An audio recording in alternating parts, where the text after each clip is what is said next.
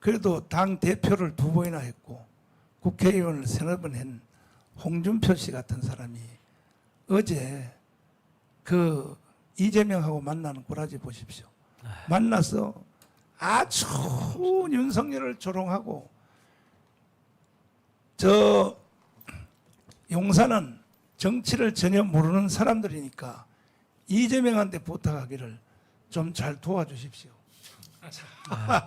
우리 황준호 장로님 그거 해독 좀 해주십시오. 그래서 이 차이입니다. 제가 뭐 항상 이야기하는 게 네. 리더는 염치가 있어야 됩니다. 염치가. 한 나라의 국가를 감당하겠다고 대통령 선거에 나와서 그거 띄워주세요. 이기든 지든 지면은 그 다음에 국가의 어른으로 남아있고 안 위로 해야죠. 올려주시고 뭐 사진 홍그분이나 뭐 이재명이나 음.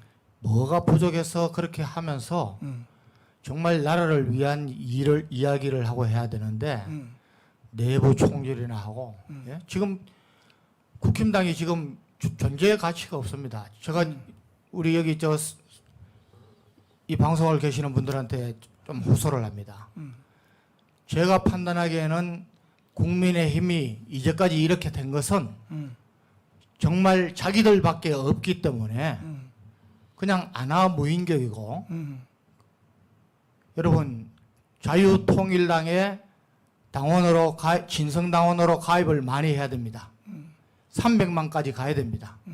그러면은 우리 보수 우파도 서로 협력하고 경쟁하면서 훨씬 더 잘할 수 있습니다.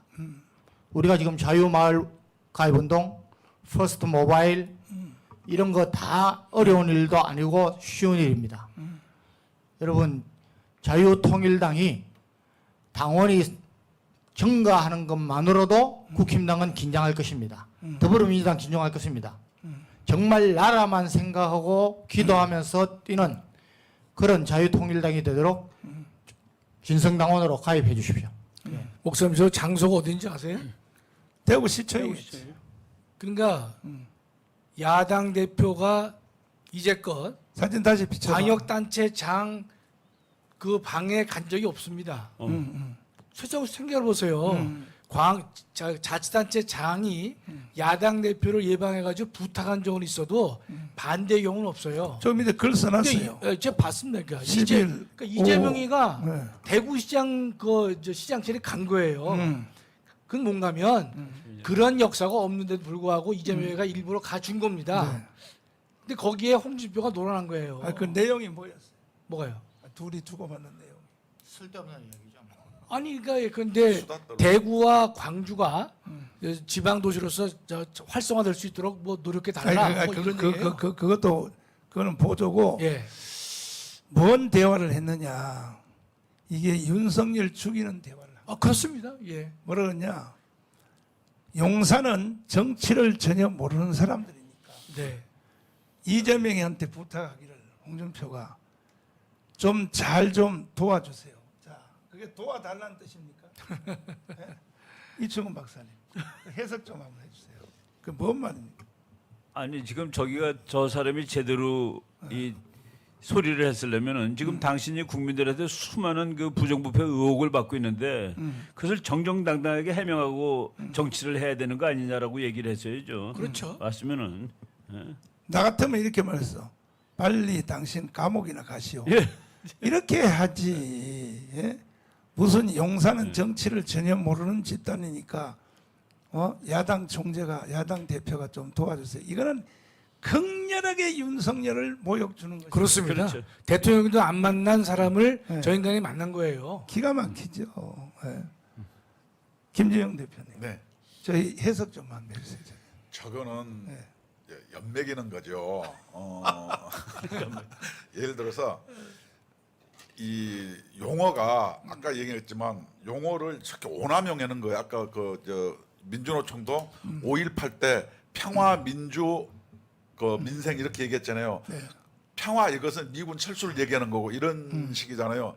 도와달라 그거 뭐냐면 지속적으로 괴롭혀라. 그리고 홍준표는 자기는 야당 대표를 안 만나주는 윤석열보다 내가 도량이 더 넓다. 큰 사람이다 뭐 이런 식으로 해놓은 거예요. 그래서 저런 것은 뭐 띄워봐라 그러지. 착 보면 아는데 그래서 옹졸 저렇게 나오잖아요. 그래서 서로 맞장구 치고 옛날에도 이 성에 함락되려면 밖에서 오는 것보다 내부에서 모르게 문 열어주는 놈들이 있어가지고 성이 함락되는 거거든요. 저게 딱 그런 꼴 아닌가 싶어요. 내가 볼 때는 홍준표는 저쪽 당으로 가려고 이미 내부 조율을 하는 것 같아. 왜? 받지도 않습니다. 이쪽에서는 대통령 후보가 될 가능성이 빵이니까. 저분은 대통령 병 걸린 사람이니까. 아.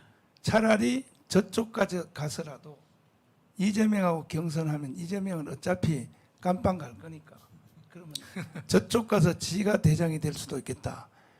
이래서 홍준표는요. 저 사람은 홍준표의 정치 인생 중에 당 대표 2번 하고 국회의원 뭐 서너 번 하고 하는 그 공간 안에 대한민국은 망했어요, 사실은. 우리나라 정당이 그때 탄핵이 다 일어났고 세상에 홍준표가 박근혜를 당원에서 제명시켰잖아요. 주인을 역사적으로 박정희로부터 이어내오는 최고의 오너십을 가진 박근혜를 당원 자격에서 정지를 시켰지 않습니까?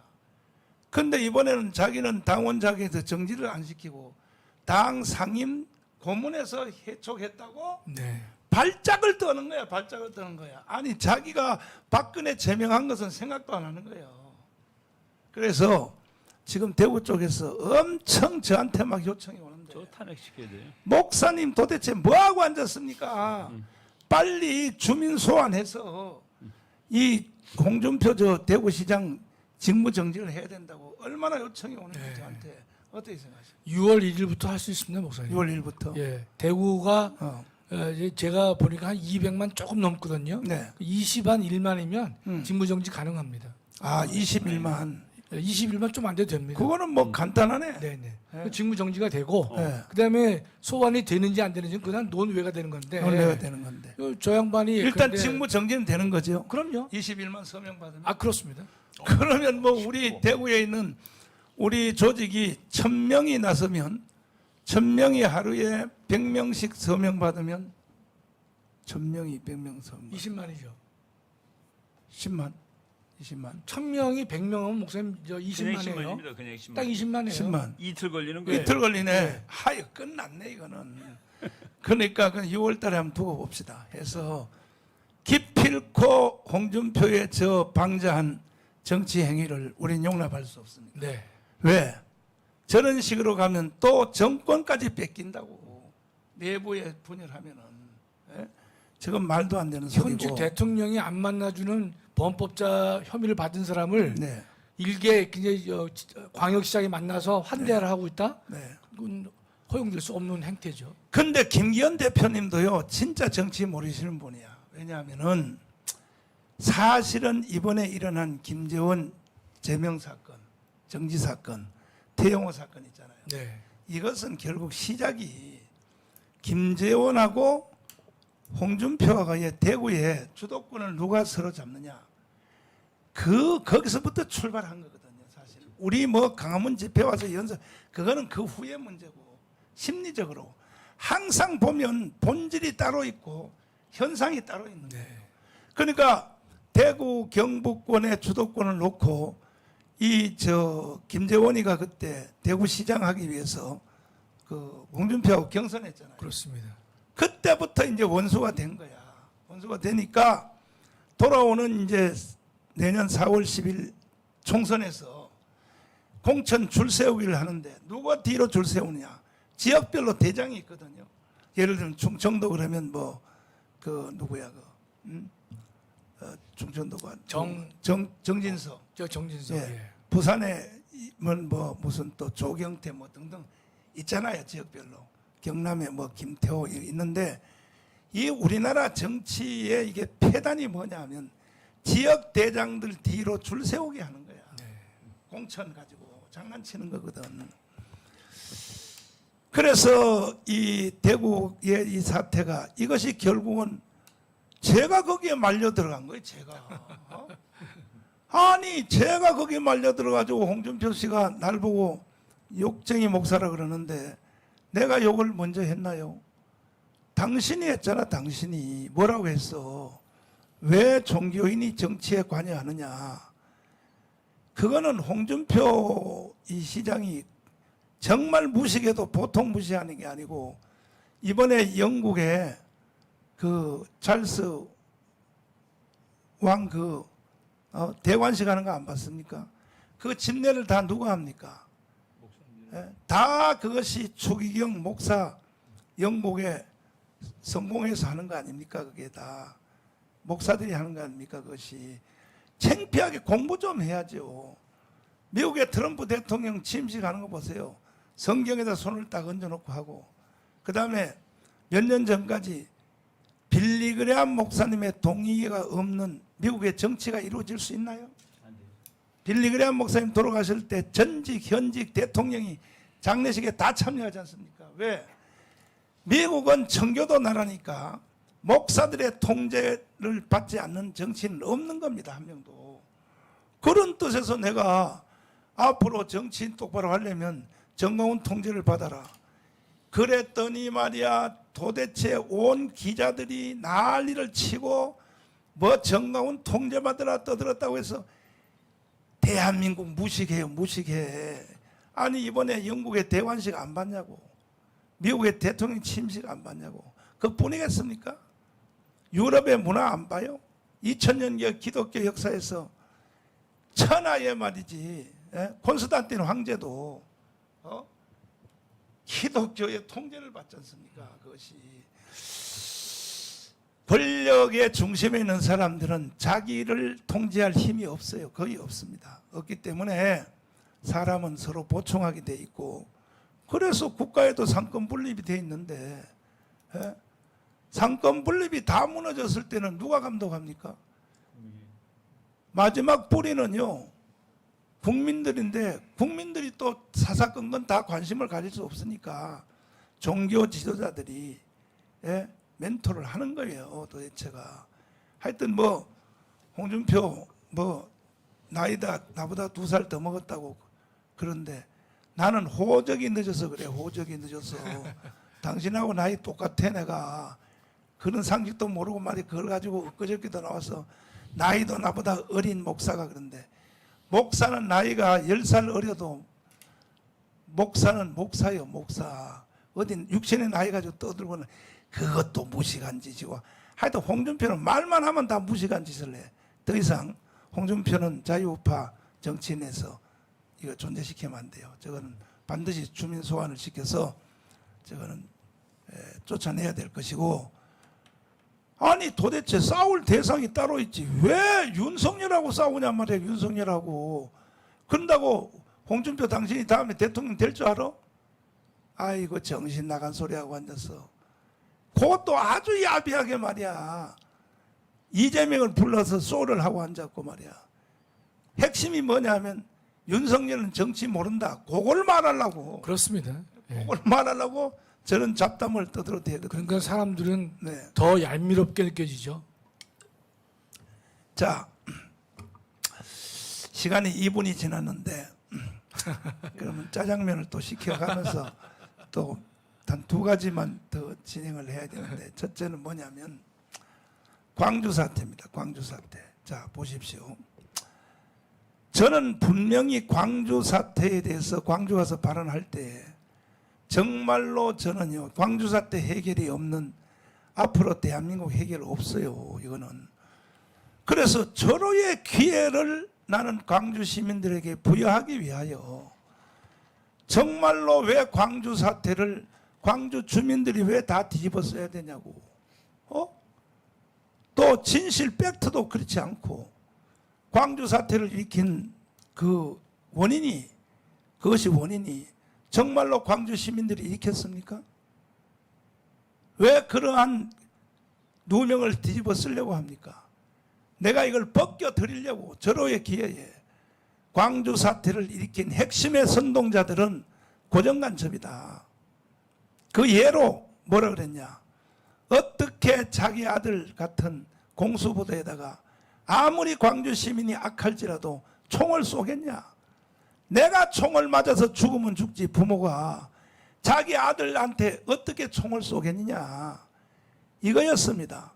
그러면 광주 시민들은요 박수를 쳐야죠. 맞아, 우리는 총 쏜 적 없어. 공수부대한테 언제 우리가 총을 쐈냐. 그 다음에 같은 편끼리 덩어리에서 카빈 총으로 시민군이 시민군에게 총을 쐈다. 누가 아무리 광주의 시민들이 악할지라도 자기 시민들에게 총을 쏜 사람이 있겠습니까? 이 말입니다. 이 말, 내 말은 한두 발 오발탄을 쏴서 자기 시민군에게 덩어리에 총을 쏜 사람이 한두 명은 있을 수 있을지라도 예. 많은 또 어떤 언론은 또 저보 언론들은요 얼마나 잘 비꼬는지 뭐냐. 정광훈은 주장하기를 시민군이 시민군에게 죽은 카빈에서 죽은 숫자가 전체 시체 중에 숫자가 더 많다. 내가 언제 더 많다 그랬습니까? 상당한 숫자가 카빈 총회에서 희생이 됐다 그랬지 언제 숫자가 더 많았다 그랬습니까? 이런 식으로 지들이 말을 만들어 가지고 나를 또 고발하는 거예요. 그게 재판부에 가면 통할 것 같습니까? 내가 한 영상이 그대로 다 돌아가고 있고 그랬더니 세상에 북한이 너아라 TV를 폭발을 해버렸어요. 왜냐하면 내가 광주에서 연설한 것이 북한한테는 치명적이었으니까 봐. 그래서 지금 너아라 TV 주력 방송이 폭파돼서 지금 방송을 못하고 있고 그러면 못할 줄 알지요? 너아라 TV 서버 방송으로 지금 하고 있습니다. 야, 북한의 해커 기술이 대단해요, 대단하기는. 폭발을 했어요, 폭파. 그 폭발을 하면 이 폭파된 걸 가지고 최소한 국민의힘 정당에서 성명서가 나와야죠. 이건 우리 국내 문제니까 북한이 왜 개입을 하느냐 이렇게 나와야 될 거 아니에요? 오히려 더 좋아하고 앉았어요. 더불어민주당은 또 더 좋아하고 앉았고. 아니 제가 연설한 그 연설이 그렇게 치명적인 말이 되었습니까? 맞겠죠. 왜? 나는 광주에서 총을 쏜 사람들이 광주 시민이라고 생각하지 않는다. 아무리 악할지라도 내가 그날 모인 앞에 청정단한테 물어봤죠. 여러분 같으면 총 쏘겠습니까? 다 아니라고 하지 않습니까? 거기다가 제가 그렇게 발언할 때는 앞에 많은 내가 정보를 이미 가지고 있었어요. 핵심전 정보가 뭔지 압니까? 김대중 대통령이 당선됐을 때 밀사를 보냈어요. 북한으로. 밀사를 홍콩을 거쳐서 가서 북한한테 가서 한번 알아봐라. 그 갔습니다. 이러면 내가 될 수 없습니다. 누군지. 밀사를 갔습니다. 갔더니 세상에 막 오만 대접 다 하고 그 다음에 북한의 핵무기 공장을 보여준 거예요. 그때 핵무기 공장을 그러면서 하는 말이 뭐냐. 남조선 해방 다 준비됐다. 그때 핵무기를 벌써 완성을 한 거예요. 김대중 때.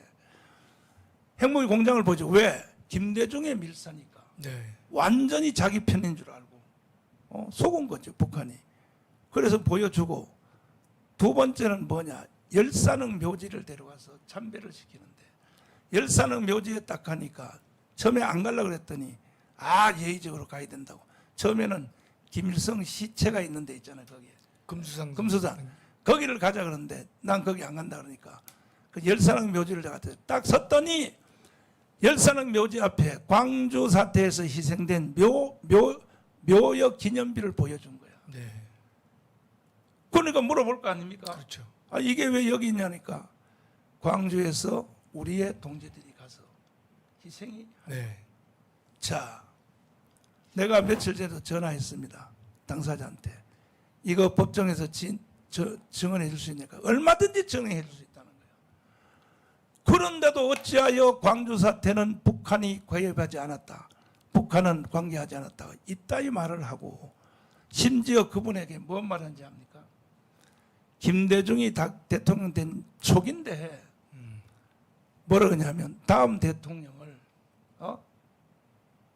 김은성이 이어받아서 해야 되지 않겠냐 하면은 우리가 1000만 표를 네. 북한이 한국에 있는 투표에 1000만 표를 좌우한다는 것을 1000만 표를 우리가 도와줄 테니 다음에 대통령 준비하라. 이 말을 했다고 제가 그 특사님한테 제가 들은 거예요. 네.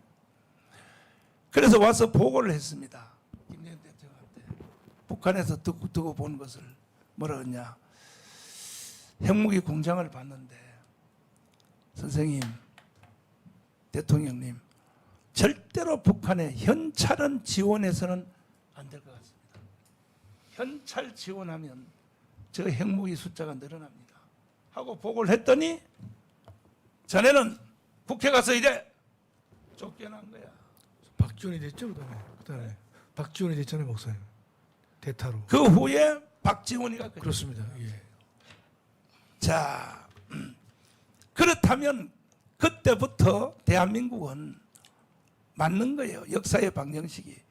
대구 10월 폭동, 여순 반란 사건, 제주도 무장 폭동, 광주 사태까지 대한민국에서 일어났던 뭐 미순이, 효순이, 메가드 장군 동상 철거, 또 박근혜 대통령 탄핵, 모든 일은 북한이 개입을 안 했다고 하는 사람은 이상한 사람이에요.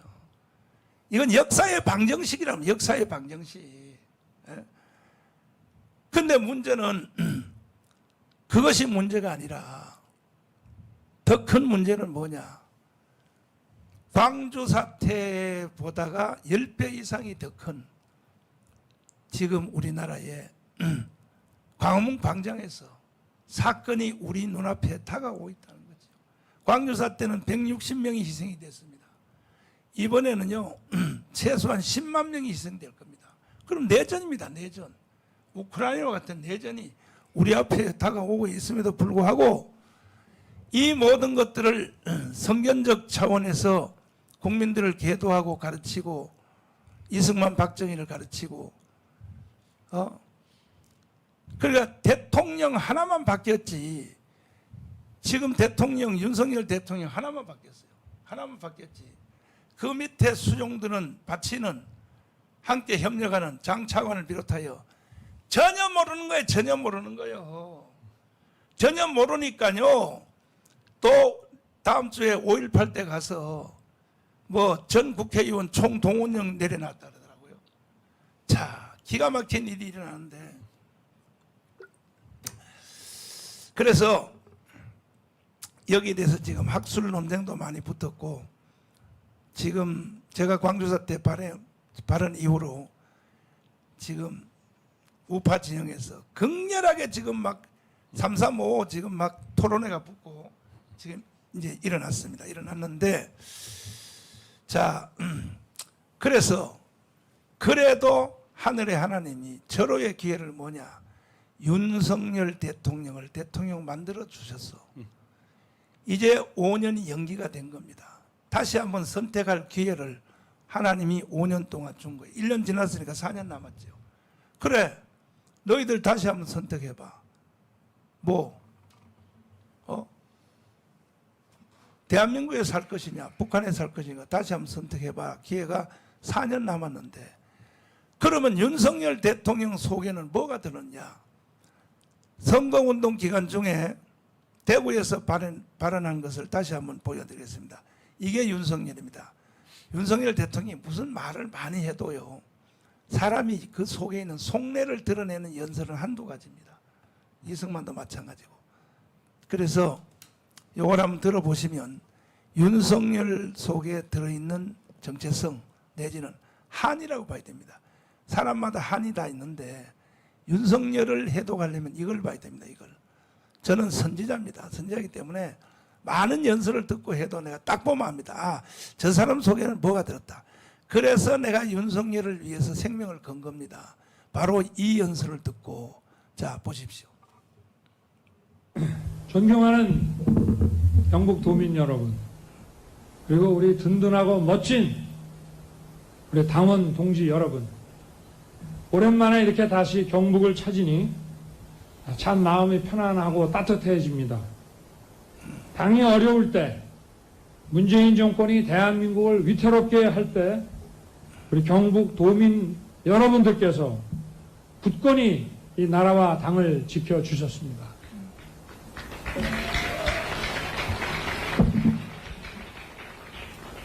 저 역시도 여러분들께서 국민의힘 당 후보로 만들어 주셨습니다. 제가 오늘 이 자리에서 여러분께 드릴 말씀을 좀 메모를 해가지고 왔는데 다른 말씀을 좀 먼저 조금 올리겠습니다. 오늘 이 경북에 내려오는 동안에 저와 제 누이 동생까지 통신 사찰 당했다는 통보를 받았습니다. 스탑. 여기서 정지. 자, 여기서 공식 연설문을 읽다가 끊어놓고 내가 먼저 개인적 말씀을 드린 이게 진실입니다. 원고 써준 대로 이런 것은요, 그건 다 예의입니다. 예의. 맞아. 내가 공식 말씀을 드리기 전에 제가 개인적 말씀, 이 개인적 말씀 이겁니다. 이거. 자, 계속 진행하세요. 이 공수처라는 게 뭐 하는 사람들인지를 알 수가 없습니다. 이 공수처를 만들려고 국민들을 얼마나 속였습니까? 검찰 개혁해서 권력 남용을 막고 국민을 위한 공정한 검찰 만들겠다고 이 공수처 만든 거 아닙니까? 결국 국민을 속였죠. 법을 만드는 과정에서 갑자기 없던 조항이 들어갔어요. 검경이 가지고 있는 이 수사 사건 첩보들을 자기들한테 무조건 이관을 하고 자기들이 안 한다고 할 때 가져가라 하는 이런 것을 박모 의원이라는 민주당 의원이 이거를 쑥 집어넣으면서 아무 걱정하지 말라고 그러더니 이게 완전히 사찰 정보기관으로 바뀌었습니다. 사찰 정보기관을 왜 두겠습니까? 부패해서 두는 겁니다. 걸릴 게 많기 때문에. 떳떳하면 사정기관 통해서 권력자도 조사받고 측근도 조사받고 하는 것이지 특검을 왜 거부합니까? 죄 졌으니까 거부하는 겁니다. 대장동 특검 하자 그러니까 제가 대학원 중수부 과정할 때 10년, 11년 전에 했던 그 사건에 무슨 고발 사주까지 끼워 넣어서 하자고 그래서 저는 하라 그랬습니다. 왜냐? 걸릴 게 없으니까. 근데 이 사람들은 왜 안 합니까? 진상을 밝히고 조사를 하면 감옥에 가기 때문에 못하는 겁니다.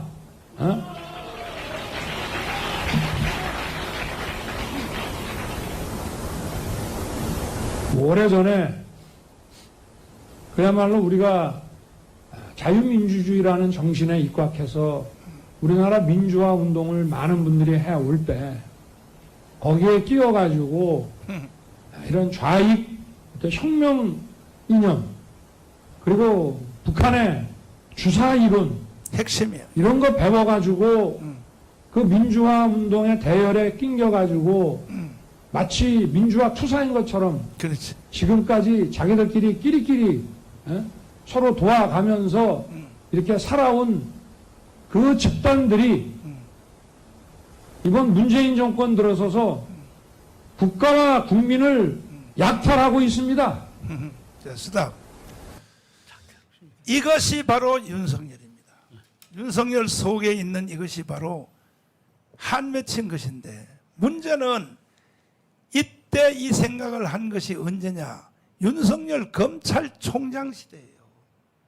현역 검찰총장. 그러면 아까 말한 것처럼 3대 악법을 통과할 때에 국민의힘 정당들이 강렬하게 저항을 했어야 돼요, 안 했어야 됩니까? 했어야 되겠죠. 검찰총장이 저쪽 편에 속한 검찰총장이 문재인이가 임한 검찰총장이 벌써 3대 악법은 잘못된다는 것을 문재인의 검찰총장이 벌써 알고 있었단 말이에요. 그러면 바깥에서 야당이 단식 투쟁을 하든지 이 모든 책임은 황교안이가 져야 되는 거야. 안 하는 거니까 검찰총장이 이런 생각을 가지고 있다는 걸 생각도 못하고 이게 지금 현재 국민의힘 정당의 현재 국회의원들의 멤버들도 똑같은 짓이야. 똑같은 짓. 뭐를 원해? 대통령이 지금 뭘 원하는지를 모르는 거예요 지금. 예? 김기현 대표를 비롯해서 다들 아직도 윤석열 대통령의 경북대구 연설을 해독을 안 하는 거예요 지금. 국민의힘 정당 국회의원들이 말이야. 그래서 저놈의 정당 가지고는 반드시 윤석열도 또 탄핵당할 수밖에 없다 이거지. 어? 대통령 혼자만 바뀌었다 이거지. 들어보세요 마무리. 자기들끼리 갈라먹고 자기들끼리 갈라먹고. 또 거기에 대해서 문제를 제기하는 반대편은 뭐 사찰이고 또그 사이버 전사들 있잖아요. 우리가 소위 뭐 대깨문이라고 하는 사람들 동원해가지고 인격 말살을 하고 그렇지. 머리를 둘 수 없도록 만듭니다. 웬만한 배심과 용기가 없으면 이 무도한 집단에 대해서 대응하지 못하도록 아주 이렇게 시스템을 다 만들어 놨어요. 그래서 이거를 민주당 뭐 원로 정치인은 20년을 간다, 50년을 간다 하면서 그렇지. 뭐 나라 말아먹을 일 있습니까? 그러니 그 사이에 전문가를 쓰겠어요. 전문가가 들어오면은 자기들이 해먹는데 지장이 있죠. 그러니 이 무식한 이 삼류 바보들을 데려다가 정치를 해서 나라 경제 망쳐놓고 외교 안보 뭐 전부 망쳐놓고 그 무능을 이제 넘어서서 이제 뭐 사찰에 이 과거에 권위주의 독재 정부가 하던 권위주의 독재 정부는 국민들 경제를 확실하게 살려놔서 경제는 우리나라 산업화의 기반을 만들었습니다. 맞아요. 이 정도는 뭐 했습니까? 자, 스탑.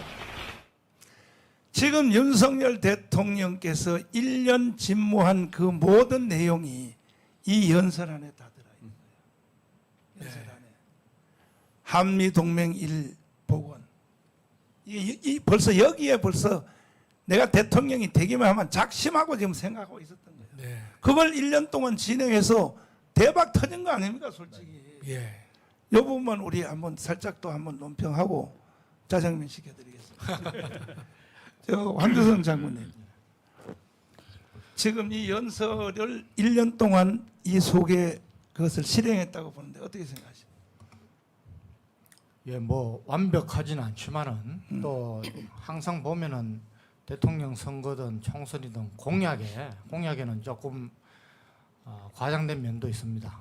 그런데 제가 보기에 윤석열 대통령의 장점은 어디 있느냐면은 정치적인 빚이 없습니다. 그래서 이쪽 저쪽에 뭐 이렇게 휩쓸려 가지 않고 미래를 보고 갈 수 있는 그런 마음의 어떤 확신이 있는 것 같습니다. 특히 뭐 저는 이제 군사안보태세면에서 한미 동맹과 또 한미일 공조 이런 것을 통해서 인도 태평양에서 이 동맹이라는 것은 주고받는 것이기 때문에 우리나라는 이제 세계 6, 7위 국가고 충분히 우리도 이제 받는 것이 아니라 주고받는 것으로 해서 국제적으로 위상도 높아지고 품격도 높아지는데 너무 잘하고 있다고 봅니다. 이제 할 일은 정말 경제를 살려야 되는데 그 일은 뭐 앞으로 잘할 것으로 보고 정말 그런 면에서는 정말 우리 정치인들 개혁이 제일 급선무라고 봅니다. 스스로 자정하지 않으면은 국민들이 좀 회초리를 좀 들어야 된다고 봅니다. 네.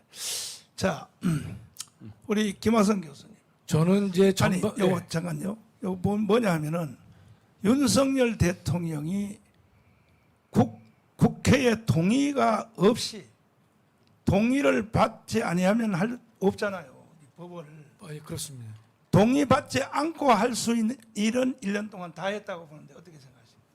대통령으로서 동의받지 않는 그 국회 동의 필요 없이 동의가 필요 없는 네. 국정 정책을 다 했다. 혼자 할 수 있는 것. 그렇지. 예. 제일 문제가 이제 한미 동맹. 그렇습니다. 어떻게 생각하십니까? 그 우리 저 황중선 장관님 말씀대로 네. 우리가 그 동안에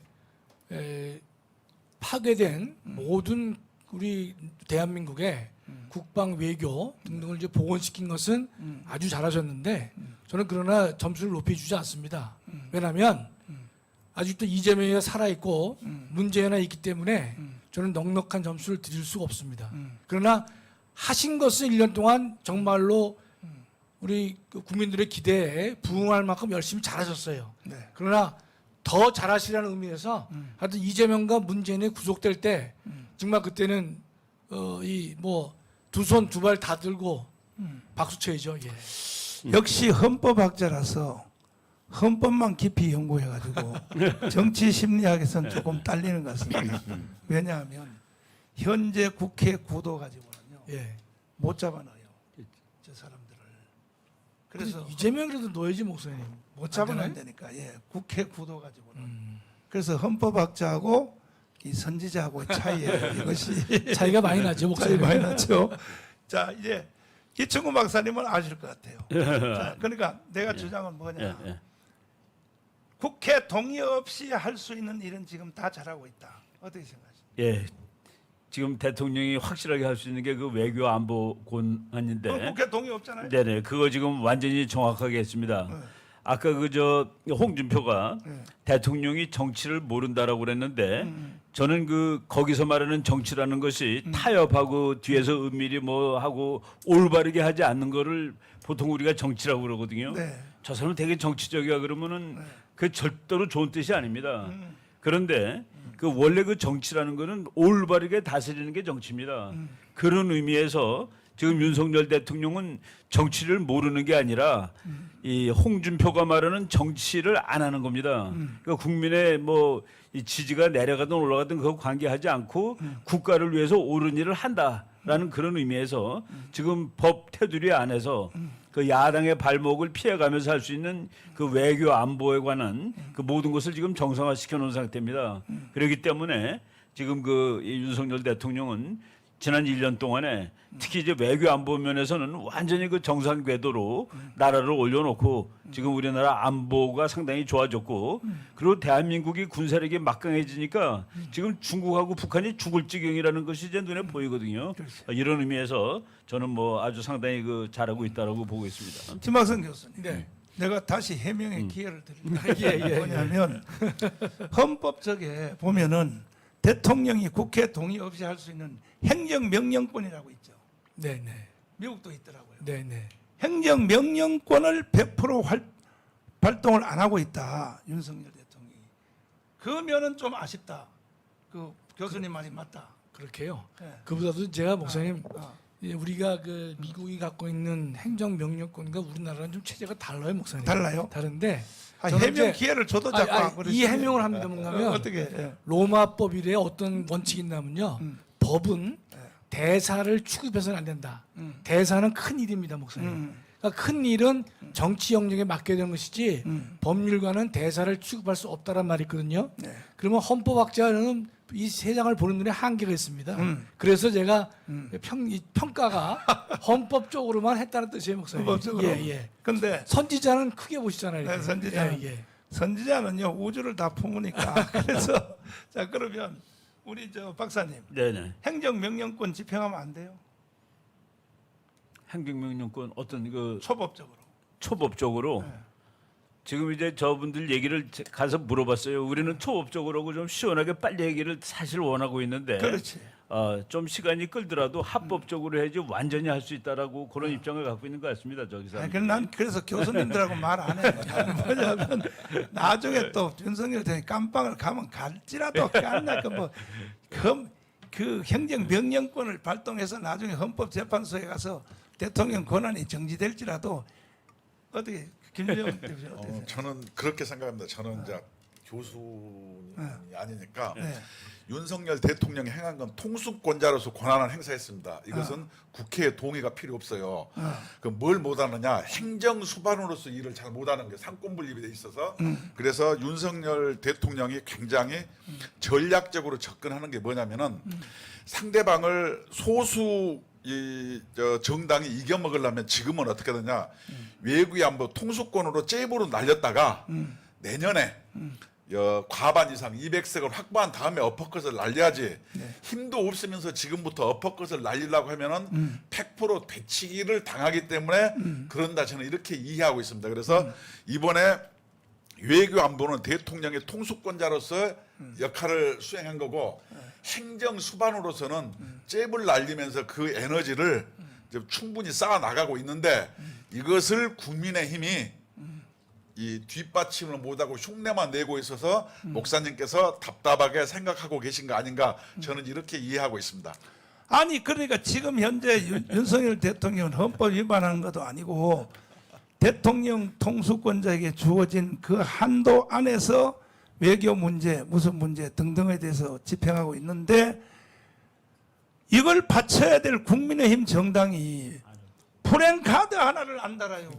제가 프랜카드 하나를. 우리 네. 프랜카드 몇 개 달았더라고요. 저희 동네 보니까. 근데 한심한 게 요번에 예산에서 뭐 5억을 따왔다, 250억 따왔다 이런 것만 붙여놨더라고요. 한심해니까. 민주당 네. 흉내내기. 그래서 이따위로 저 국민의힘 정당이 했다가는 반드시 또 저 박근혜 같은 사태가 일어날 가능성이 많아요. 틀림없이. 다음 총선에서 한 석이라도 져버리면 그건 뭐 바로 탄핵으로 가는 거예요 또. 그래서 내가 지금 참고 기다리고 기도하는 중인데 어느 디데이를 봐서 공천권을 국민에게 돌려줘야 우리가 200석을 할 수 있단 말이야. 계속 이 말을 이해를 못하면 우리는 북한에게 나라를 넘겨줄 수 없으므로 6월 중순쯤 돼서 우리가 이미 가지고 있는 우리 정당이요 굉장히 센 정당입니다. 제주도 하나 빼고는 전국 정당이 다 있어요. 우리가 이게 지금 제주도도 이제 다음 주에 창당돼야 합니다. 네. 25년 동안 우리가 이루어진 자유통일당이 그 더불어민주당 1호, 2번 그 국민의힘 정당, 정의당도 다 없어요. 전국에. 전국 정당이 없다고요. 17개 광역도시 다 없어. 우리가 세 번째로 완성을 해요. 세 번째로. 이렇게 막강한 겁니다. 세 번째로. 그래서 우리는 많게는 1,000만 명, 1,000만 명 당원 모집을 우리는 시작할 것입니다. 이것은 6월 중순에 조건이 뭐냐? 국민의힘 정당이 정신을 못 차리고 계속하여 자기 뒤에 공천권 줄 세워가지고 지든 말든 나라가 망하든 말든 국회의원 똘마니 서너 명 데리고 지역 대장 하고 싶어하는 이러한 짓을 계속하면은 우리는 할 수 없어요.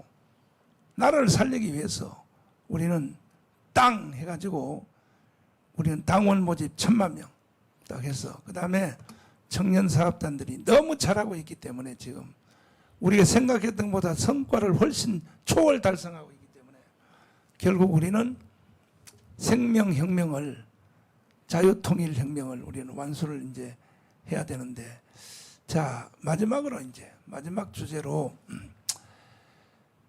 방송실 언론사에서 지금 즉시로 만들기 힘들지만 그래도 빨리빨리 한번 찾아서 언론사에서 정강훈 목사에 대해서 비난한 문구 있죠.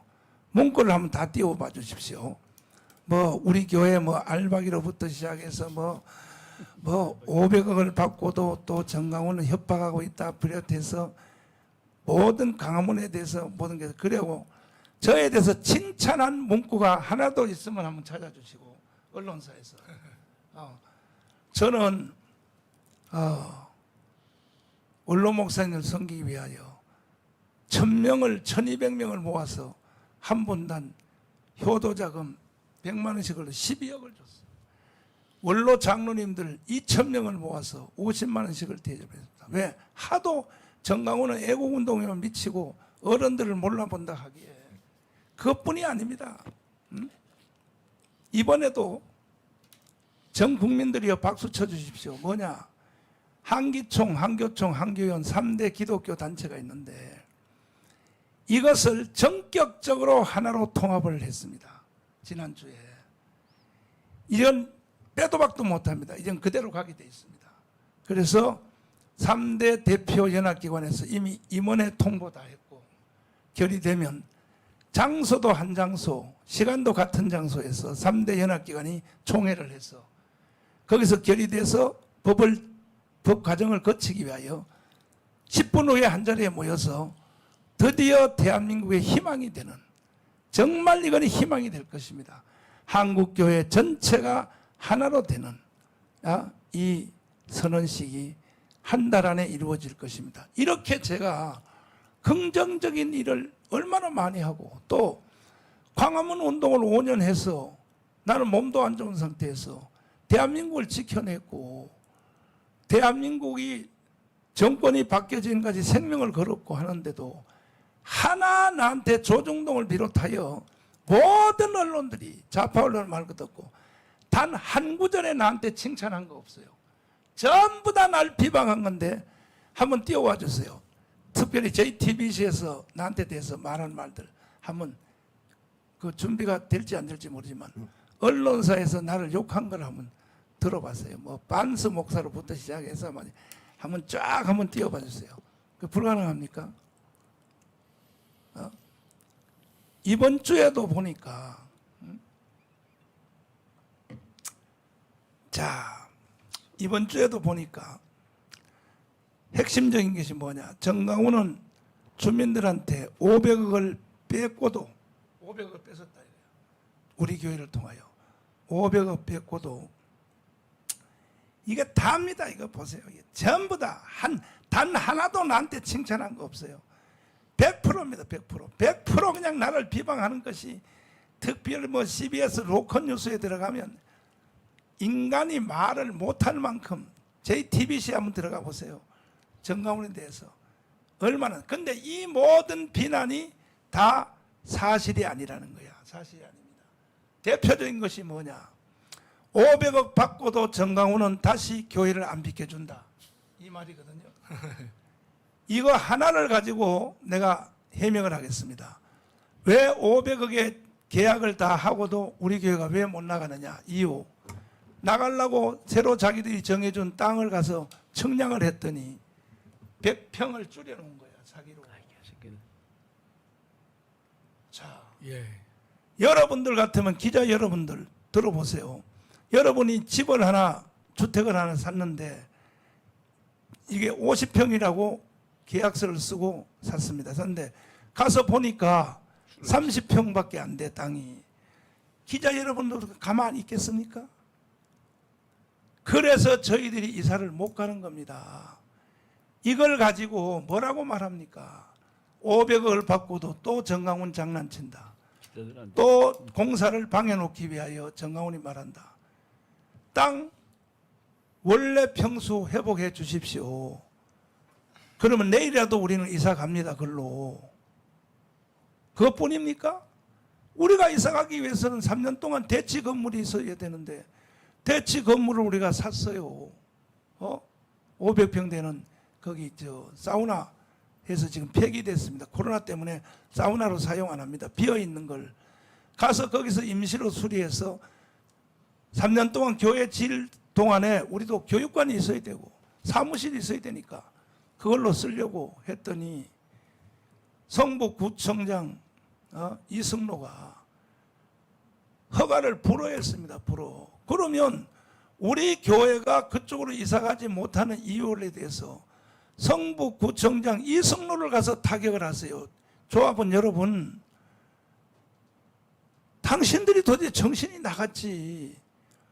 이 모든 원인은 박원순이가 우리 교회를 없애려고부터 시작해서 또 한 가지 여기 언론사에서 어제 내가 보니까 뭐라 그러냐. 감정가격의 7배를 받고도 안 나간다. 자, 감정가격의 7배요? 박원순이가 우리 교회를 없애려고 우리 교회와 관계없는 자기들끼리 짜고 고스톱 쳐서 그 평가회사 3개를 지들이 지명해가지고 우리 교회도 하나는 추가해 줘야지요. 조합에서도 하나고 서울시도 하나고 해야지. 그래야 공정성 있지.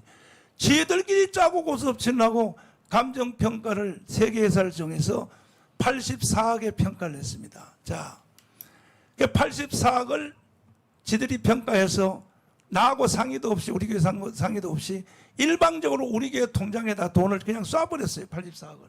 그리고 나가라는 거야. 이게 대한민국의 헌법입니까? 그런데도 지금 언론사에서 뭐라고 보도하고 있습니까? 84억 7배를 받고도 무슨 7배요? 7배는 절반도 못 받아서 절반 500억 가지고 교회 질 수 있다고 생각해요, 여러분들? 언론사가 어찌하여 북한의 언론이 아니고서 모든 언론사가 다 우파 언론사까지 조중동은 보니까 침묵은 지키는 것 같아요. 중앙일보는 빼고 중앙일보는 또 우리를 공격해. 조선일보, 동아일보는 침묵은 지키는 것 같아. 중간 입장으로 침묵 지켜서 안 되지요.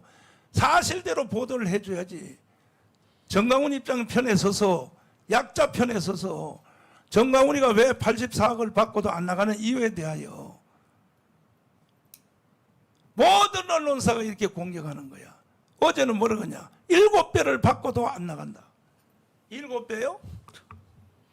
언론사들이요, 당신들 내가 좌시하지 않습니다. 그래서 내가 한을 품고 200석을 만들려고 합니다. 이 모든 거짓 보도한 언론사, 특별히 JTBC, KBS, MBC, 또 CBS, 로컬뉴스, 절대로 내가 좌시하지 않습니다. 그 다음에 광주 사태에 대해서 내가 반론하는 것에 대해서 기본적인 언론의 자세는, 예를 들면 당신들 마음대로 쓰되 뒤에 3분의 1 정도는 당사자인 내 의견을 써줘야 되는 것이 언론의 ABC입니다. ABC. 예를 들면 살인범 신창원이가 사람을 죽였다, 깜빵한다. 그것도 신창선 보고 이렇게 써줘요. 왜 죽였습니까? 그러면 나는 사회가 불만스러워 죽였습니다. 말도 안 되는 말이라도 상대방 말은 하나를 쓰는 거예요. 저에 대해서 쓴 적이 있습니까? 저한테 직접 물어본 적이 있습니까? 그래서 대한민국이 북한 체제로 들어갔다고 나는 주장하는 겁니다. 보세요. 천망언도 아니지만 정강훈 목사는 해서는 안 될 말. 자, 내가 광주 사태에 가서 발언한 것이 망언이라고요? 누구 판정입니까? 망언이라는 것이. 나와 똑같은 말을 하는 사람이 누굽니까? 국민통합위원장 누구시죠? 현재 김광동 박사. 김한동 박사님이 똑같이 말하는 거예요. 저한테. 진실화해위원장. 진실화해위원장이, 수정하겠습니다. 진실화해위원장이 그분의 주장과 논문을 보십시오. 그런데 왜 그분에 대해서 망언이라고 안 합니까? 왜 정강훈에 대해서 망언이라고 합니까? 그리고 자기들 마음대로, 당신들이 대법원이요, 이미 사건에 대해서 해명도 안 하고 연구조사도 안 했는데 망언, JTBC 책임져요. 당신들. 해서는 안 될 말. 뭐가 해서는 안 될 말이에요? 내가 광주에서 발행한 말은, 발언한 말은 광주 시민들이야말로 역사적인 오명에서 벗어날 수 있는 길을 내가 만들어 준 거예요. 왜? 총 쏜 사람은 광주 시민이 아니다는 거예요. 핵심은. 누가 광주 시민이 광주 시민한테 총을 쏘겠습니까? 공수부대한테 누가 총을 쏘겠냐 이거요. 그러면 총 쏜 사람은 누구냐 이거요. 나는 내재되어 있는 70년 동안에 전국의 각지에 내재되어 있는 간첩들, 그 세력들의 소행이라고 나는 생각하는 거예요. 김준영 대표님. 네. 요즘 그 민노총에서 간첩이 제일 잘 그렇습니다. 잡히는 건데. 민주노총에서 20년간 개성과 금강산 빼고 114번 방북을 했습니다. 평양으로.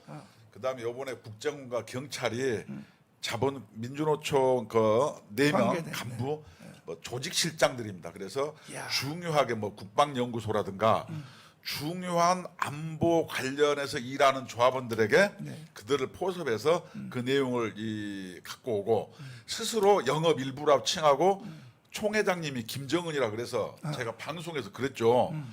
그럼 북한으로 가라. 그 총회장님이 그런 능력만 있는 게 아니고 솔방울로 막 그 수류탄도 만들어 불고 나뭇잎 타고 강도 건너는데 엄청난 능력자니까 그런 사람들 밑으로 가려면 올라가라 이렇게도 얘기한 적이 있는데 실제로 그것은 빙산의 일각에 불과합니다. 그래서 실제로는 제가 봤을 때는 자생적으로 마치 뭐 민족 개념을 얘기하면서 그렇게 하는 사람이 올바르고 선의인 양 얘기하는 것 이렇게 관념적으로 멋내는 사람들 이거 전부 의식 조사를 저는 해봐야 된다고 생각하고 민주노총은 확실하게 하여튼 주사파의 본산지가 맞습니다. 이번에 국정원에서도 그 90개의 지령문이 남았어요. 역대 간첩단 사건 중에 가장 많은 지령문이 남았는데 지령문이 90개. 예. 그래서 그 중에 대표적인 게 뭐 퇴진이 추모다. 뭐 이런 경우를 이렇게 과거에는 안 그랬는데 요새는 구호까지 이렇게 지명을 해서 내려보내주고 그다음에 접촉하는 수법도 그 댓글을 달아요. 네. 그래서 오르막길 뭐 이런 문구를 쓰면 아직 우리는 준비가 안 됐어요. 이런 암구호를 정합니다. 수법도 굉장히 발전해 가지고 이게 뭐냐면 대한민국에서 이렇게 된 것까지는 요번에 윤석열 대통령이 얘기했지만 국군 통수권자가 하여튼 저 국방부 같은 거를 엿을 매겨서 이것을 하여튼 못하게 만들었어요. 그다음에 박지원이 같은 사람이 국정원장 가니까 이게 되겠습니까? 그래서 그런 사건을 틈나서 이미 거미줄처럼 하여튼 이게 쫙 퍼져 있고 이것을 도려내는 게 윤석열 정권을 뽑아준 국민의 생각이에요. 정상화 시켜달라는 거예요. 경제 이건 두 번째라니까요. 그렇지. 예. 그러면 네. 이번에 잡힌 그 간첩들이 민노총에 있는 간첩 다 잡았어요? 아니죠. 빙산의 일각이라니까요. 빙산의 일가? 빙산의 일각도 안 되는 거예요. 그러면 네. 민노총에만 그렇게 간첩들이 많습니까? 각계각층에 민노총이 아까 영업 일부라 그러잖아요. 영업일부 2부도 있고 3부도 있고 5부도 있고 세상에. 특별부도 있어요. 네. 그래서 이거는 정말로 빙산의 일각이고 이런 것은 국민들이 경각심을 저는 가져야 된다고 생각합니다. 김학성 교수님. 네. 이렇게 간첩 천국이란 세상을 안고 내년 4월 11일 날 선거해봤자 이 간첩 세력은 북한에서 직접 파송한 직파간첩, 이건 직파간첩, 예. 북한에서 태어났고 그리고 이 직파간첩이 요즘은 검문도 없이 들어올 수 있는 게 뭐냐면 조선족을 통해서 들어온단 말이에요.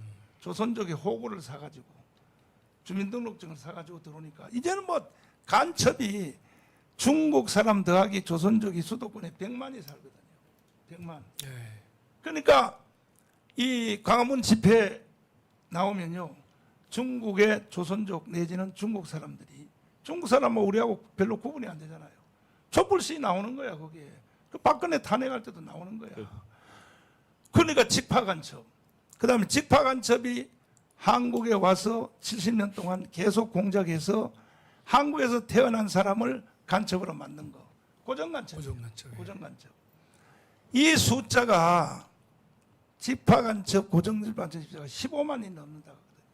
그 다음에 자기는 간첩인지 몰라.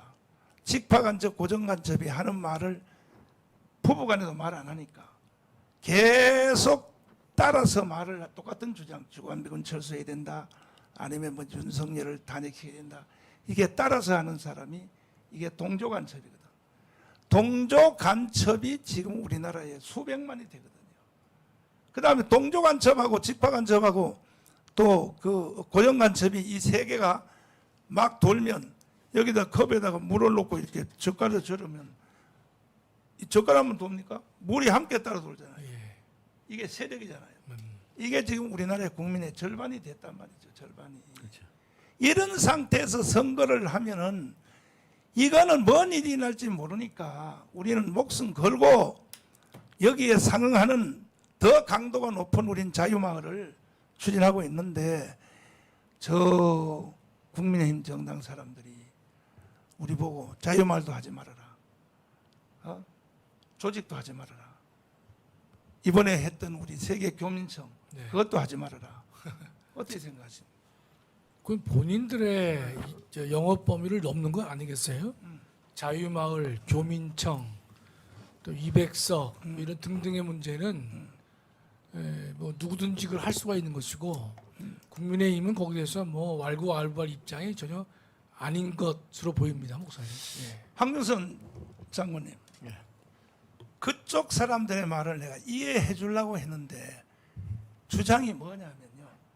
저한테는 이제 수석님들이 오지 않습니까? 와서 나를 막 말려요. 수석님들이 여러 수석님들이 말려서 목사님 그 애국 운동은 다 좋으신데 중도를 데려와야 되기 때문에 목사님 중도를 데려와야 되니까 그러면 우리 세력이 자 완전한 우리 편이 30%입니다.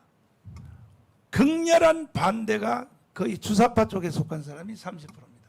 그 중도가 40%인데 40%를 데려오기 위해서는 절대로 극렬한 말을 해도 안 되고 그쪽의 중도 말을 따라가 줘야 됩니다. 이게 지금 국민의힘 정당의 정책이에요. 그래서 김재원도 자르고 막 자르는 거예요.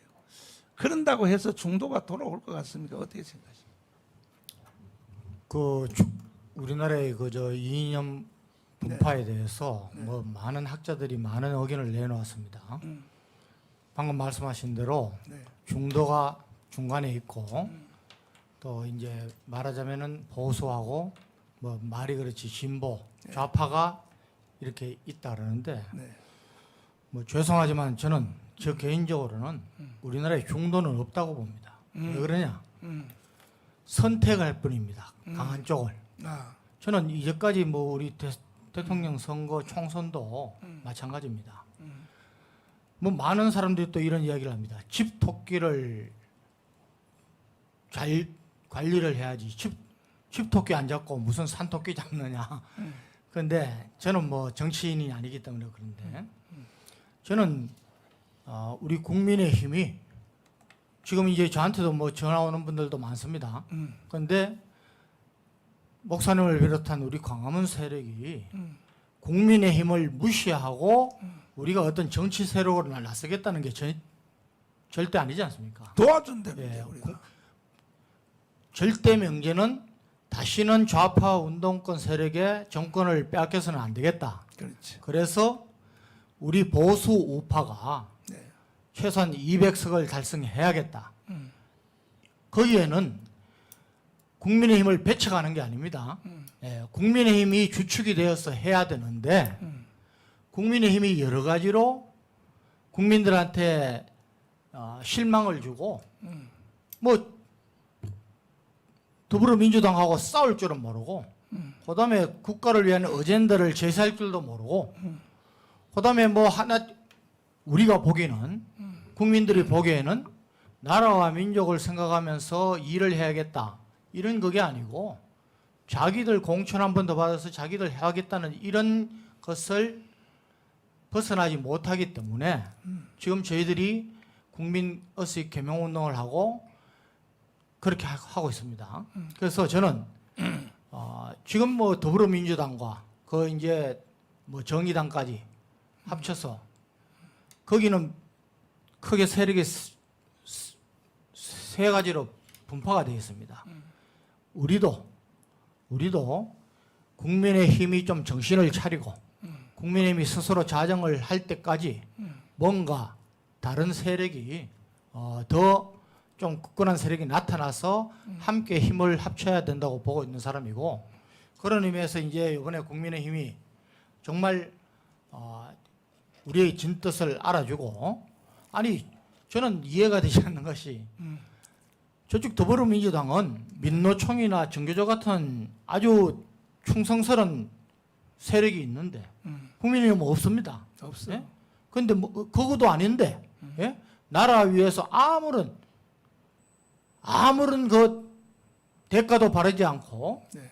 정말 충성된 생각으로 나와서 광화문에서 운동을 하고 또 이렇게 정치가 변했으면 좋겠다고 주장하는 저희들을 왜 이렇게 경계하면서 경계하는 정도가 아니고 거꾸라고 매도하고 한다는 것은 저는 정말 이해가 안 가고 이번 야간 이제는 시간이 없습니다. 예, 내년 총선 위해서라도 지금은 이제 전체 보수 우파가 힘을 합쳐서 잘 되는 방향으로 가야 된다고 저는 봅니다.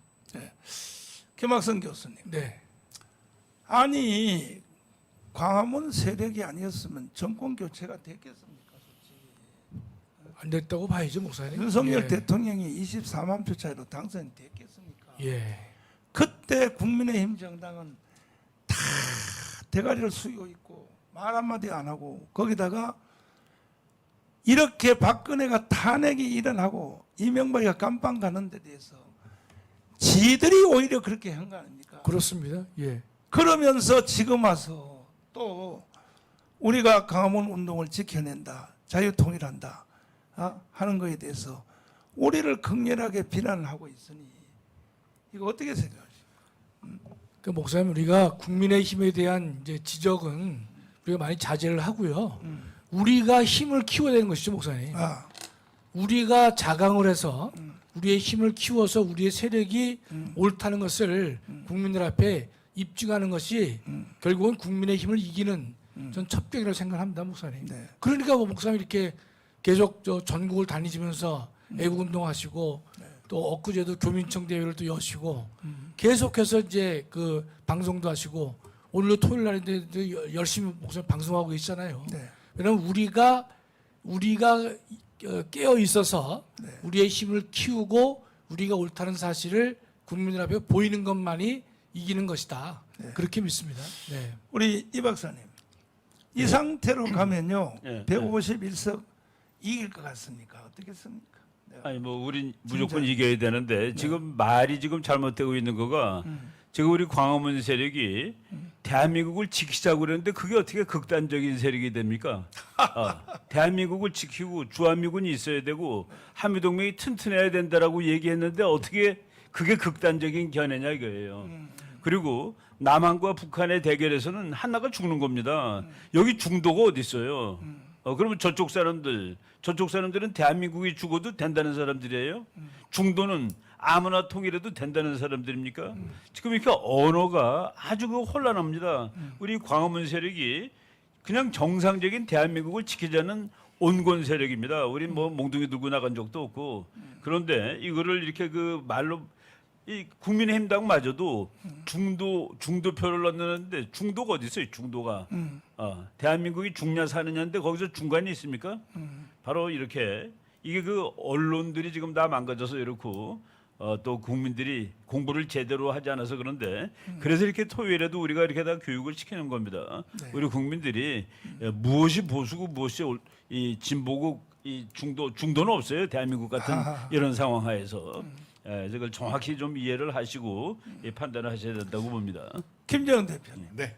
이 상태로 가면 이길 것 같아요, 질 것 같아요? 저는 못 이긴다고 보고요. 아이고야. 첫째는 이렇게 하면 돼요. 많은 사람들이 제가 이런 얘기는 잘 안 했는데 네.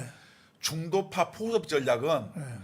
민주당이라든가 북한에서 있는 통일 전술의 연장판입니다.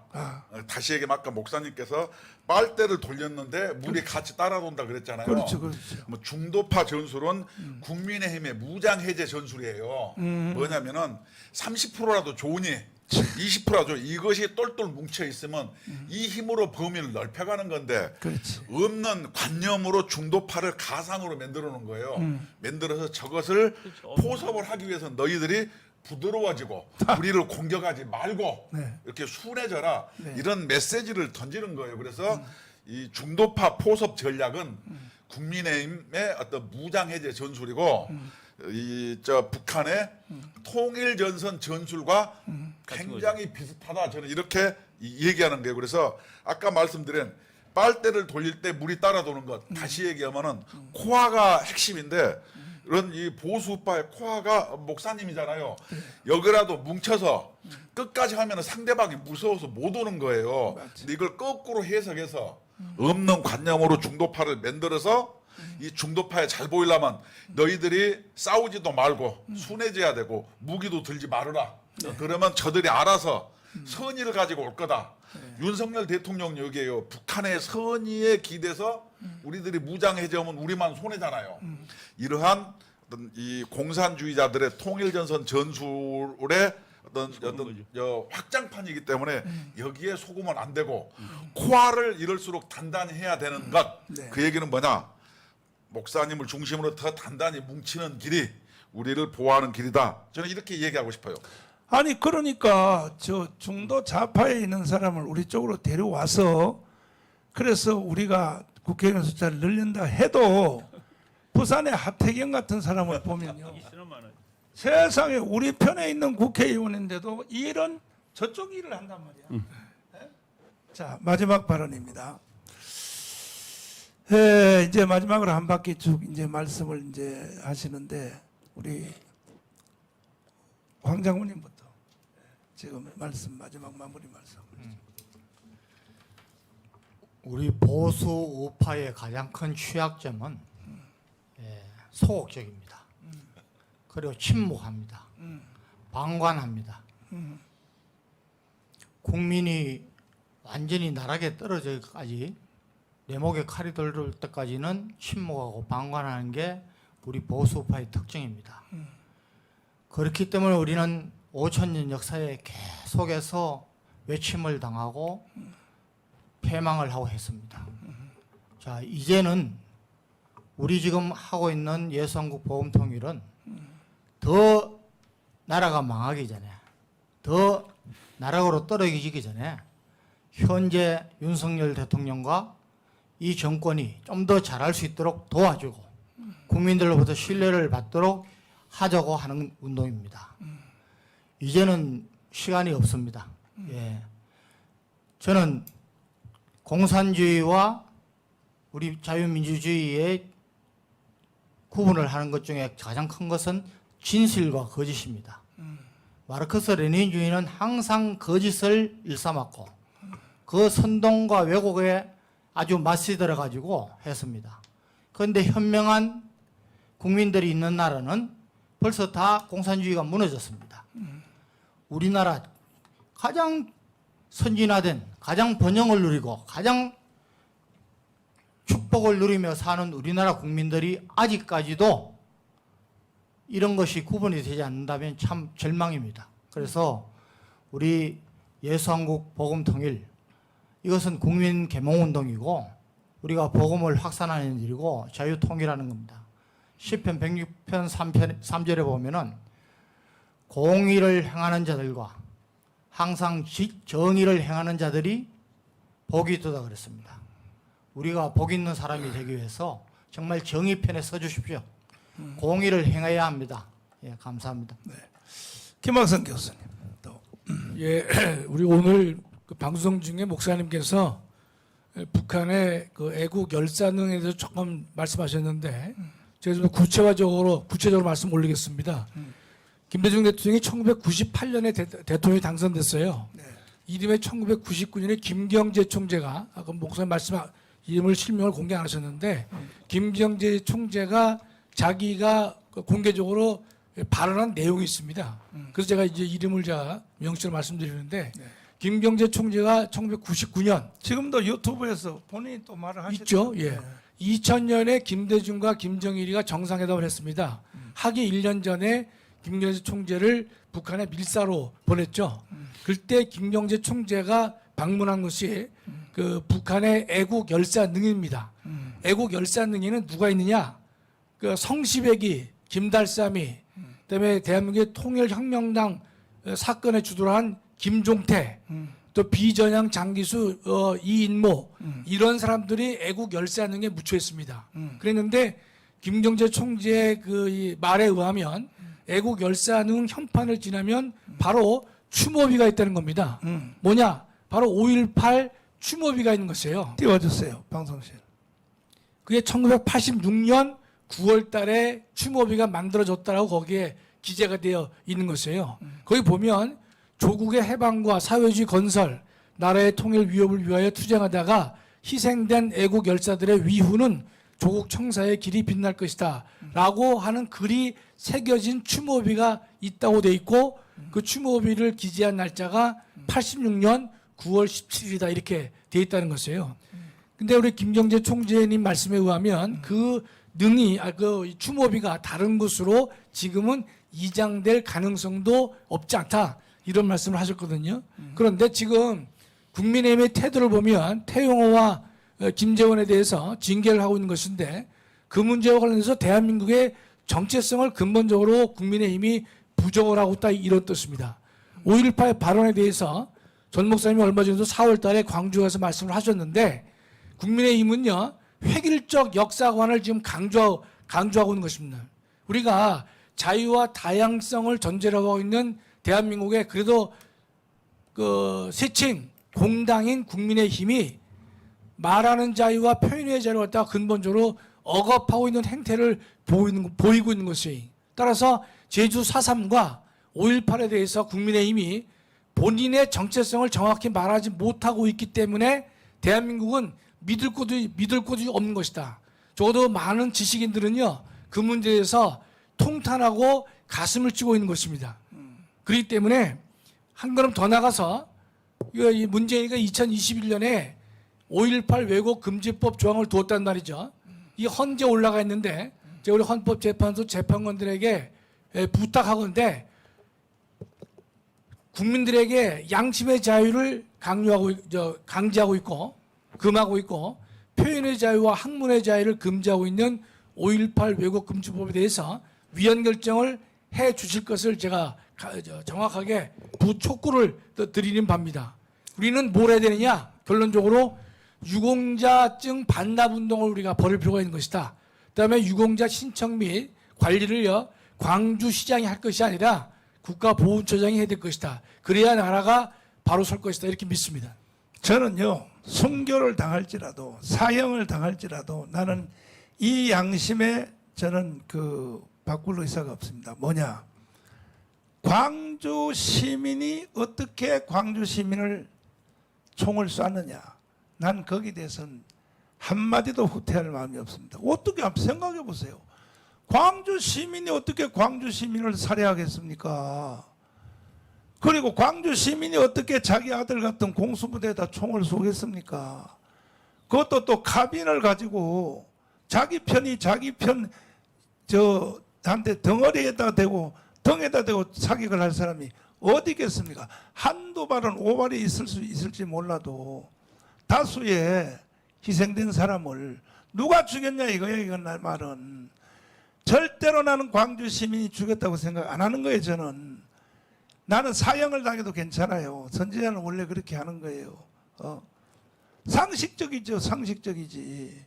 그리고 뭐가 무서워서 자기 아군을 죽인 사람의 명단이 그 사람한테 왜 포상금을 줍니까?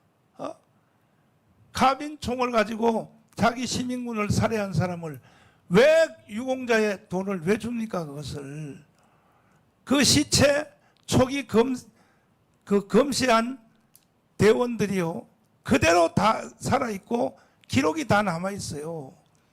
그러면 자, 나는 총을 쏴서 공수부대 내지는 시민군을 총을 쐈다. 그 사람들은 자수를 해야죠. 내가 했다고, 내가 했다고. 왜 못합니까, 그걸? 영웅이라면 왜 못합니까? 담대하게 나와야죠. 난 민주화 운동을 위하여 내가 총을 들고 총을 사격을 했다. 나와야 될 거 아닙니까?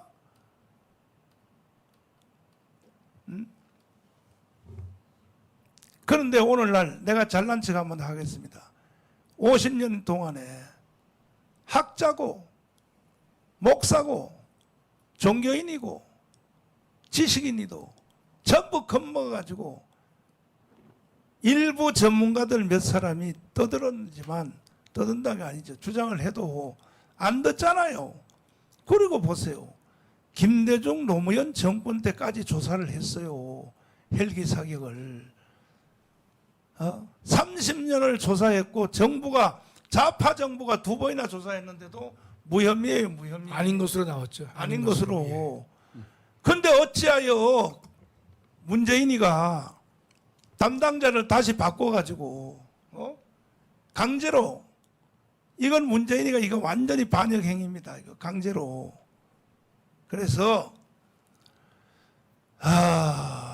우리는 독일로 가야 돼. 독일로. 독일처럼 가자고 내가 그렇게 주장하는 거예요. 독일처럼. 이충근 박사님. 네. 맞아요. 제가 그 광주에 강의하러 자주 갑니다.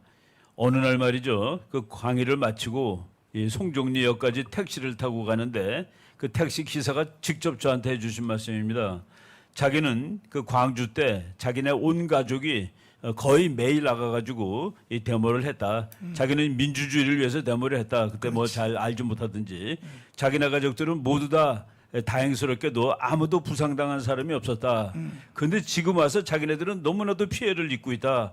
왜냐하면 수많은 알 수 없는 사람들이 자기네들이 유공자라고 그러면서 시험을 보면 점수도 많이 받아가고 나라로부터 돈도 받고 자기네들은 그것이 너무 화가 난다라는 얘기를 하는 것을 들은 적이 있었습니다.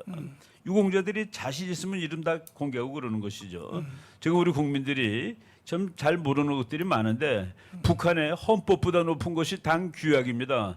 당 규약에 아주 중요한 말이 있는데 북한 그 노동당이 존재하는 이유는 주체 사상을 온 사회의 지도 이념으로 만들기 위해서입니다. 그러니까 제주도 끝까지 주체 사상이 지배하는 곳으로 만들기 위해서 조선 노동당이 존재하는 겁니다. 근데 그거보다 더 위가 수령님 교시입니다. 수령님 교시.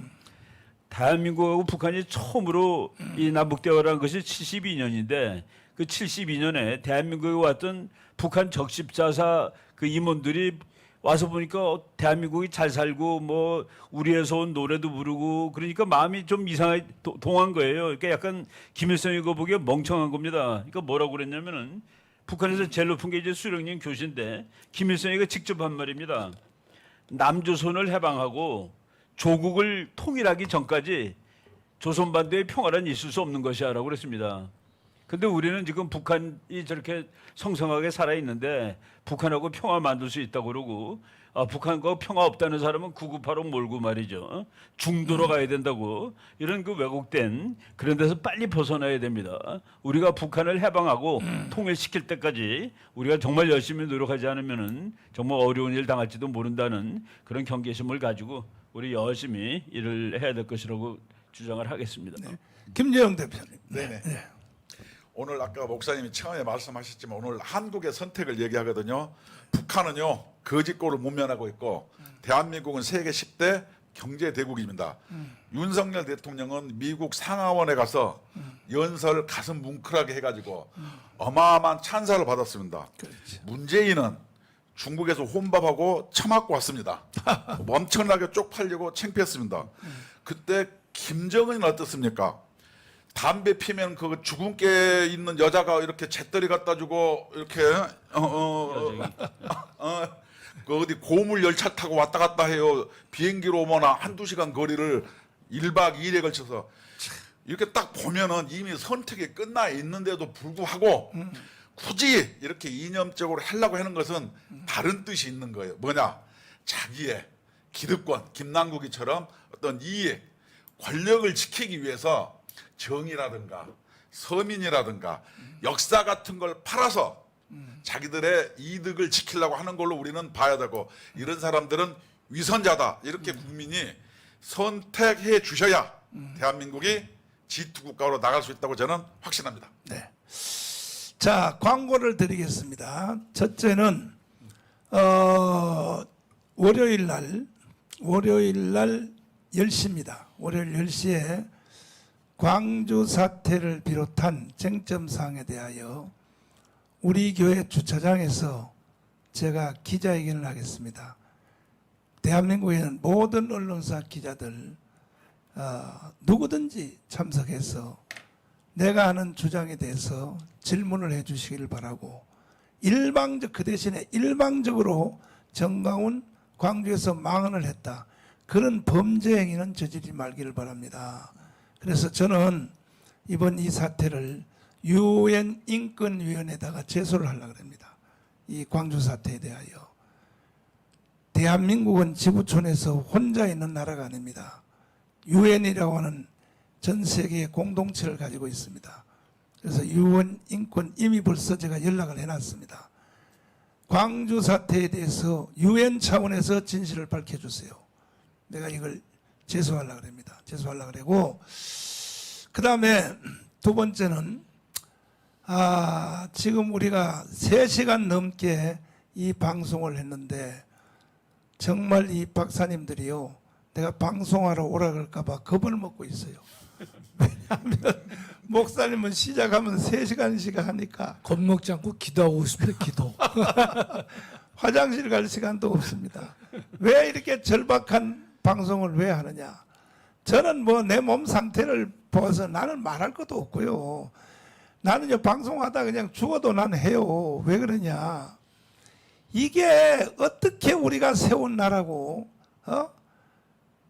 5,000년 역사의 중에서 불과 75년 이승만의 건국을 통하여 가장 우리가 세계에서 잘 사는 이런 역사를 이룬 나라를 뭐가 억울하다고 대한민국을 해체하고 북한에다 갖다 바치려고 이렇게 간첩들의 선동을 받아서 이런 짓을 하느냐 이거죠. 그래서 내일 절대 우리는 이 싸움에서 질 수 없습니다. 내일 백부장, 천부장, 만부장, 그 다음에 백부장, 천부장, 만부장 하다가 잘린 사람들까지도 잘린 사람들 내가 다 회복시켜 줄 테니까 왜 또 싸우고 난립니까 또 그건 제2의 백부장 또 세워줄 테니까 나와 함께 애국운동 했던 사람들 천부장, 백부장, 만부장 또 대국본 모든 조직 그 다음에 253개 장교 대표단들 실행위원장들 276 그 다음에 3,506개의 자유마을 대표들 총력으로 월요일 날 그곳은 1시입니다. 1시 1시까지 우리 교회에 오시면 내가 여러분들의 왕복 차비는 주겠습니다. 10만 원씩 주겠습니다. 10만 원씩 줄 테니까 그 대신에 아무나 오면 안 돼요. 내가 지금 언급한 직분을 가진 자만 와야 됩니다.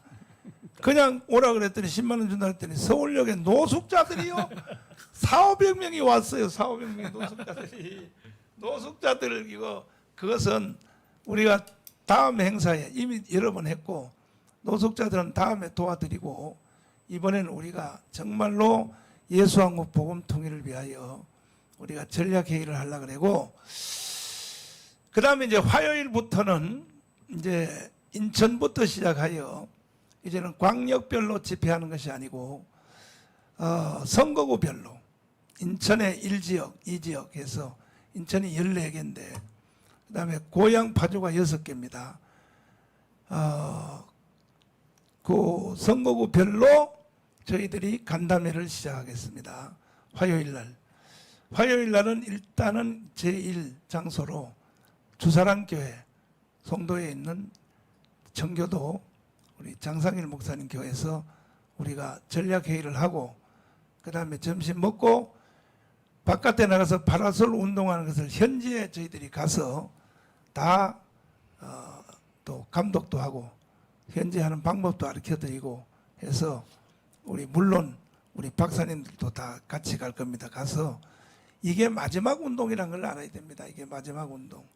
대한민국에 다시는요 이런 기회 없어요. 그러므로 여러분들이 총력 동원을 해 주시기를 바라고 오늘도 장기적으로 긴 시간 동안 3시간 20분 동안에 경청해 주신 우리 애국국민 여러분 감사를 드리고 한 가지 섭섭한 것은 3,506개의 자유마을 대표들은 이 방송에 다 들어왔습니다. 들어왔는데 섭섭한 것은 뭐냐면 3,506명이 10명씩을 방송 중에 빨리 전화해서 데리고 들어오는데 거기까지는 안 됐거든요.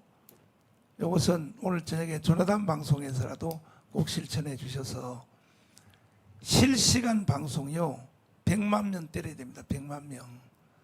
100만 명 때리도록 나는 목숨 걸고 할 테니까 어차피 여러분들은 나한테 져요. 못 이겨. 왜? 안 그러면 내가 죽으니까. 내가 죽는다 그래봐요. 여러분 다 겁바짝 먹지. 그러니까는 그런 일이 없도록 100만 명 실시간 방송 때려볼 수 있도록 총력 비상 것이고 내년 4월 10일까지는 모든 인생 사는 초점 1번 애국운동을 위해서 산다. 2번 직장 다닌다. 3번 자식들을 위해서 산다. 순서를 잘 정하시고 내년 4월 10일 전까지는 나는 나라를 위하여 희생한다. 이런 각오를 천천히 가져주시기를 바랍니다.